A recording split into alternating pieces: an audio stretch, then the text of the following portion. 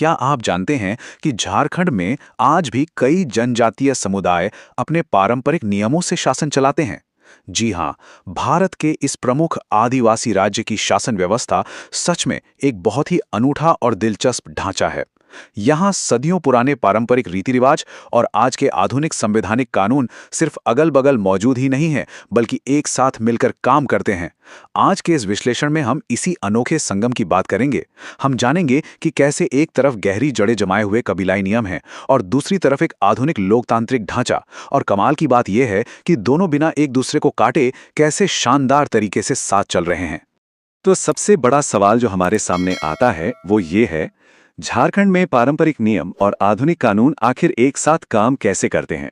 इस सवाल का जवाब खोजना इसलिए बहुत जरूरी है ताकि हम समझ सकें कि ये प्राचीन व्यवस्थाएं आज के इस जटिल सरकारी और कानूनी ढांचे के साथ कैसे फिट बैठती हैं। देखिए, ये कोई विचारों की लड़ाई या टकराव नहीं है।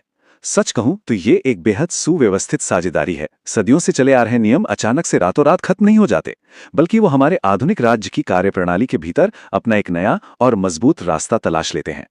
अब देखिए, इस पूरी व्यवस्था की नींव झारखंड की प्रमुख जनजातियों जैसे संथाल, मुंडा, ओरांव और हो के समुदायों के भीतर बहुत गहराई से जुड़ी है। मुंडा मान की सिस्टम हो या संथालों का मांझी परगना सिस्टम, ये समुदाय गांव के स्तर पर शासन की बागडोर खुद संभालते हैं। गांव में कोई विवाद हो जाए या पूरे समाज का कोई मामला सुलझाना हो, ये सब अदालत की कोर्टरूम में नहीं बल्कि गांव की चौपालों पर सुलझाया जाता है। ये एक ऐसा सिस्टम है जहां समुदाय का मुखिया मामलों को आपसी सहमति और पीढ़ियों से चले आ रहे अनुभव के आधार पर सुलझाता है। एकदम जमीनी स्तर का न्याय। शायद आपको लगे कि ये पारंपरिक रीति रिवाज और आधुनिक कानून तो आपस में टकराते होंगे, राइट? लेकिन यहीं पर कहानी सबसे दिलचस्प हो जाती है। यहाँ ये दोनों अलग अलग दुनिया एक दूसरे की ढाल बन जाती हैं। सबसे अहम बात यह है कि हमारा आधुनिक संविधान इन स्थानीय रीति रिवाजों को मिटाकर अपना बुलडोजर नहीं चलाता, बल्कि उन्हें एक मजबूत संवैधानिक सुरक्षा देता है। ये सच में एक बहुत ही रेयर और पावरफुल मॉडल है, जहां राज्य अपनी ताकत का इस्तेमाल स्थानीय संस्कृति को दबाने के लिए नहीं, बल्कि उसे कानूनी मान्यता देकर बचाने के लिए करता है। अब आप सोचेंगे कि इसे कानूनी रूप से कैसे लागू किया जाता है? तो यही एंट्री होती है भारतीय संविधान की 5वीं अनुसूची और पेसा एक्ट की। पेसा यानी panchayat extension to scheduled areas. यकीन मानिए, ये कोई कागजी शेर नहीं है। ये कानून स्थानीय ग्राम सभाओं को वास्तविक और जमीनी शक्ति देते हैं। इन कानूनों की वजह से ग्राम सभाएं अपने फैसले खुद लेने के लिए पूरी तरह स्वतंत्र हैं। मतलब फैसले अब दिल्ली या रांची से ऊपर से नीचे नहीं थोपे जाते, बल्कि गांव की जड़ों से निकलकर ऊपर की ओर बढ़ते हैं। ये एक बहुत बड़ा सत्ता हस्तांतरण है।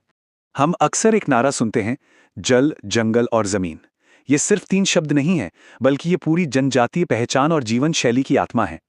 ग्राम सभाओं को जो भी शक्तियां मिलती हैं, चाहे वो फॉरेस्ट राइट्स एक्ट के तहत हों या पैसा के तहत, उनका असली मकसद इसी प्राकृतिक संपदा की रक्षा करना है। यहीं पर ग्राम सभाएं अपनी पूरी ताकत के साथ ये तय करती हैं कि इन अमूल्य संसाधनों पर उनके अधिकार पूरी तरह सुरक्षित रहें। यह उस अटूट रिश्ते का सीधा कानूनी संरक्षण है जिस पर इन समुदायों का पूरा अस्तित्व टिका है। अब इस हक को जमीन पर सुरक्षित कैसे किया जाता है? इसके लिए सीएनटी यानी छोटा नागपुर टेनेंसी एक्ट और एसपीटी यानी संथाल परगना टेनेंसी एक्ट जैसे बेहद खास भूमि कानून बनाए गए हैं। आप इन्हें एक अभेद्य कानूनी ढाल मान सकते हैं। इनका सबसे बड़ा काम है जनजातीय जमीन को किसी भी गैर आदिवासी के हाथों में जाने से रोकना। ये सुनिश्चित करता है कि किसी भी बाहरी इंसान द्वारा उनकी जमीन का शोषण ना हो और उनकी पुश्तैनी जमीन उनके ही पास रहे।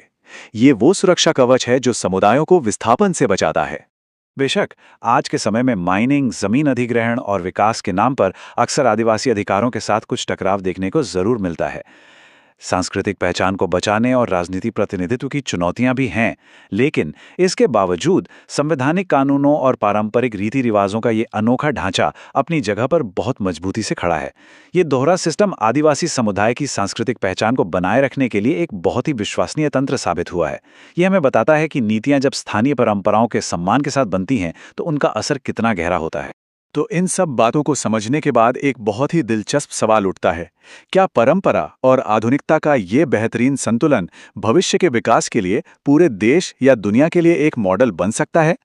आज जब दुनिया भर में स्थानीय संस्कृतियां विकास की दौड़ में पीछे छूट रही हैं, झारखंड का ये मॉडल हमें ये सोचने पर मजबूर करता है कि कैसे पुरानी परंपराएं और नए कानून एक साथ विकास की राह पर चल सकते हैं।